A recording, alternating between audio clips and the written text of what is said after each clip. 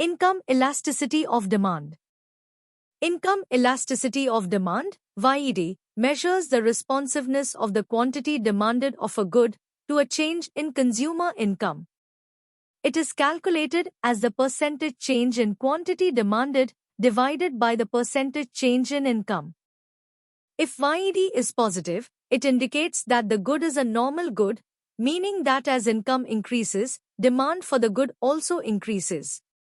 If YED is negative, the good is considered inferior, meaning that as income increases, demand for the good decreases. In other words, income elasticity of demand is a measure of how sensitive the quantity demanded of a good is to changes in consumer income. It helps to determine whether a good is a normal good, an inferior good, or a luxury good. The formula for income elasticity of demand is percentage change in quantity demanded divided by percentage change in income. Mathematically, it can be represented as follows, where delta Q is the change in quantity demanded. Delta Y is the change in income. Y is the initial level of income. Q is the initial quantity demanded. As mentioned previously, income elasticity of demand helps to determine whether a good is a normal good, an inferior good, or a luxury good. So, if the income elasticity of demand is positive, it indicates that the quantity demanded of the good increases as consumer income increases. Normal goods have YED values greater than 0 but less than 1 for necessities and greater than 1 for luxury goods.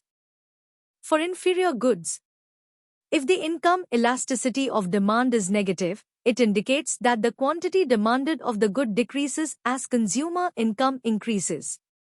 Inferior goods typically have YED values less than 0. Luxury goods have income elasticity values greater than 1, indicating that demand increases disproportionately, more than income increases. For example, essential food items might have a positive but low income elasticity, indicating they are normal goods but necessities. Conversely, cheaper brands might have negative income elasticity, indicating they are inferior goods.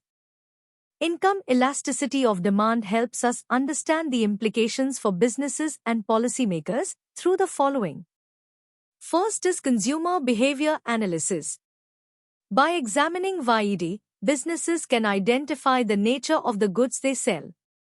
This understanding allows them to tailor their marketing strategies accordingly.